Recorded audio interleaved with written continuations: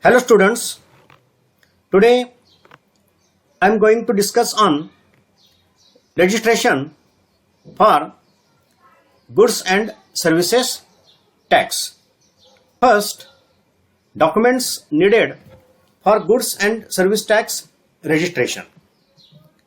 Registration of any business entity under GST law implies obtaining a unique number from the concerned tax authorities for the purpose of collecting tax on behalf of government and to avail input tax credit for the taxes on its inward supplies. The following documents must be submitted by persons or entities applying for GST registration. So, first document, PAN card of the business and applicant. Then second, valid Indian phone number and email address. Third, proof of place of business. Number fourth, any document in support of the ownership of the premises, such as latest property tax receipts or municipal khata copy or copy of electricity bill. Copy of the valid rent or lease agreement or consent letter if applicable. Number six, for every additional place of business in the state, proof of such additional place of business. Number 7, valid bank account number from India. Then other details required for registration. Number 1, list of goods and services. Number 2, proof of appointment of authorized signatory. That is letter of authorization or copy of board resolution. Number 3, authorized signatories photos. That is attested photo in soft copy. Then for companies and LLP, that is limited liability partnership, it is important to have digital signature, that is class 2 digital signature of the person who is authorized to sign the GST application. Then incorporation certificate for company. Then other regulatory registration details such as professional tax, state excise license, etc. That is if applicable. Then some important terminologies under GST. So in this section we are going to discuss some important terminologies used under GST law or under GST. Number 1, goods and service tax network. It is also called as GSTN. So what is the concept of GSTN? So the goods and service tax network, that is GSTN, is a non-profit, non-government organization. It is the one-stop solution for GST taxpayers which manages the entire IT system of the GST portal. This is the mother database for everything pertaining to GST. Government uses this portal to track every financial transaction and provides taxpayers all services from registration to filing taxes and maintaining all tax details. Second terminology, goods and services tax identification number. This is the important terminology, that is GSTIN.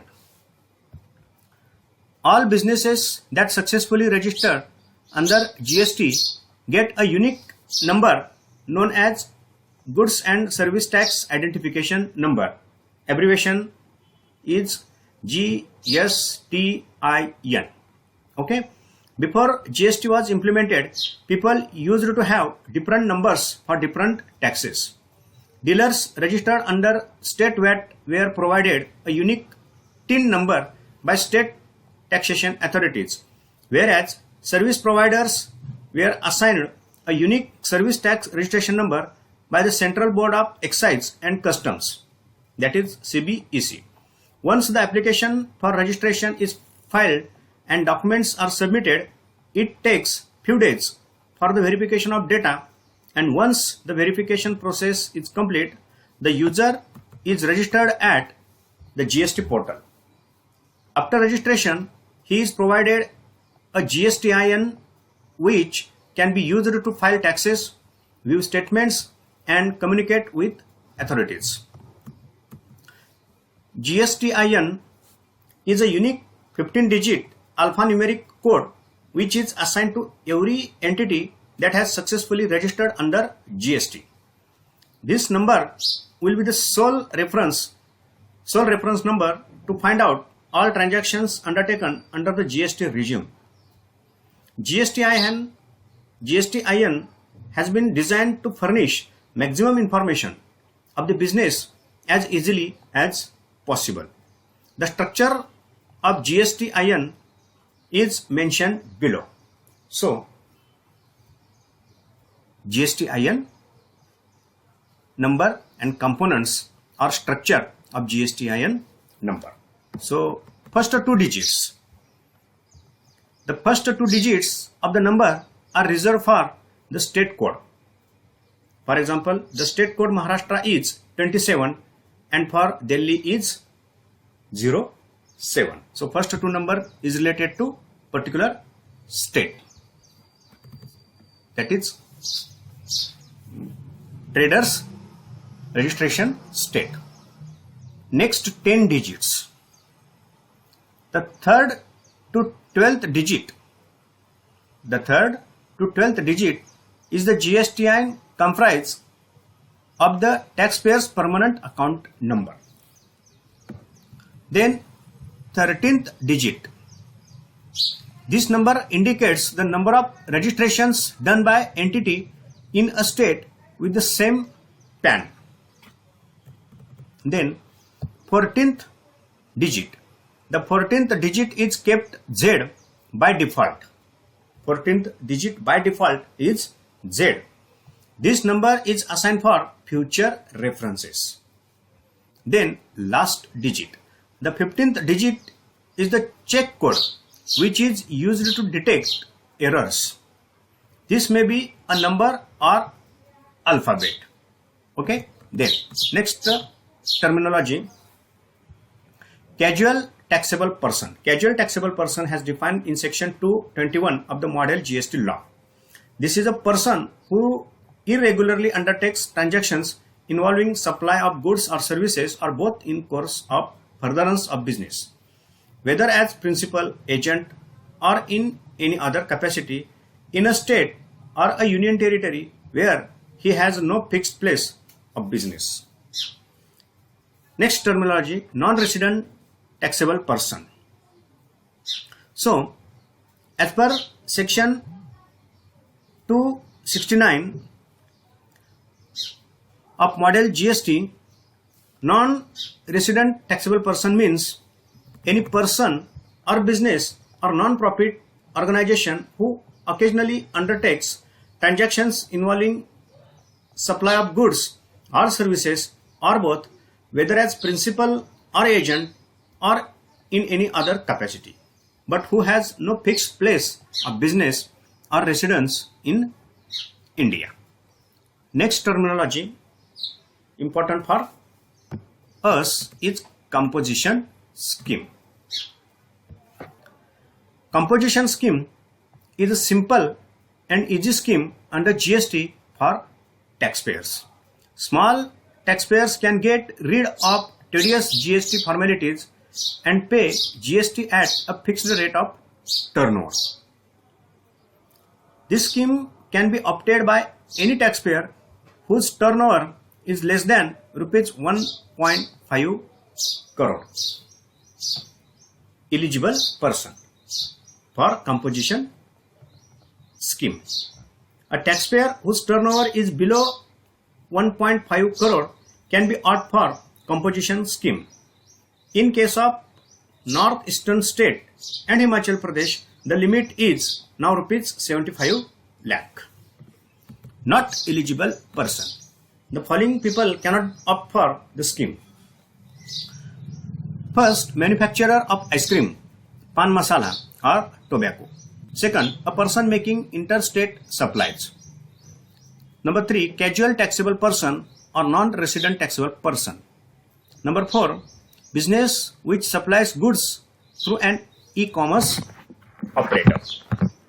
Then, candidates for availing composition scheme. The following, conditions for availing composition scheme. The following conditions must be satisfied in order to opt for composition scheme. First condition, no input tax credit can be claimed by a dealer opting for composition scheme. Number 2, the dealer cannot supply GST exempted goods. Number 3, taxpayer has to pay tax at normal rates for transactions under the reverse charge mechanism. Then, if a taxable person has different segments of businesses such as textile, electronic accessories, groceries, etc. under the same PAN, they must register all such businesses under the scheme collectively or opt out of the scheme. Then, taxpayer has no mention the words composition taxable person on every notice or signboard displayed prominently at their place of business. The taxpayer has to mention the words composition taxable person on every bill of supply issued by him. As per the CGST Amendment Act 2018, a manufacturer or a trader can now also supply services to an extent of 10% of turnover or rupees 5 lakh, whichever is higher. This amendment will be applicable from the 1st February 2019. Process to opt for composition scheme. To opt for composition scheme, a taxpayer has to file GST CMP 02 with the government. That is this form. This can be done online by logging into GST portal. So, GST rates for composition dealer. Composition scheme applicable GST rates. So, types of businesses. If business type is manufacturer and trader, that is goods manufacturer and traders, CGST 0.5%, SGST 0.5%, that is total GST 1%. Then restaurants not serving alcohol, CGST 2.5%, SGST 2.5%, that is total GST 5%, and other services providers, CGST 3%, SGST 3%, total 6%, total GST 6%. Returns to be filed by a composition dealer. A dealer is required to file quarterly return GSTR4 by 18th of the month after the end of the quarter. Also, an annual return GSTR 9A has to be filed by 31st December of next financial year. Then, advantages of composition scheme. Lesser compliances, that is returns, maintaining books of records, issuance of invoices. Then limited tax liability. High quality as taxes are at lower rate. High liquidity as taxes at lower rate, because the lower rate under composition scheme, then the trader has enjoy the high liquidity. Okay. Then disadvantages of composition scheme. Some limitations. A limited territory of business, the dealer is barring or barred from carrying out interstate transactions. That means this is the barrier. A limited territory businesses, that is dealer is barred or it is barrier from carrying out interstate transaction. That means the for availability of composition scheme, interstate transaction is not permissible. So this is the limitation of composition scheme. Then no input tax credit available to composition dealers. Then the taxpayer will not be eligible to supply exempt goods or goods through an e-commerce portal. Okay, so these are the some limitations or disadvantages of composition scheme. Okay, then next terminology, reverse charge. Normally the supplier of goods or services pay the tax on supply. In the case of reverse charge, the receiver becomes liable to pay the tax, that is, the chargeability gets reversed. Applicability for reverse charge. Supply from an unregistered dealer to registered dealer. Services through an e-commerce operator. Supply of certain goods and services specified by CBES. Then time of supply under reverse charge. Time of supply in case of goods. In case of reverse charge, the time of supply shall be earliest of the following dates. Number 1, the date of receipt of goods, the date of payment, the date immediately after 30 days from the date of issue of an invoice by the supplier. Time of supply in case of services. In case of reverse charge, the time of supply shall be the earliest of the following dates for services. Number 1, date of payment. Number 2, the date immediately after 60 days from the date of issue of invoice by the supplier. Okay. Next terminology is e-way bill. E-way bill is a short form of electronic way bill. It is a unique document or bill which is electronically generated for the specific consignment movement of goods from one place to another, either interstate or intrastate, and of value more than Indian rupees 50,000. Required under current GST regime.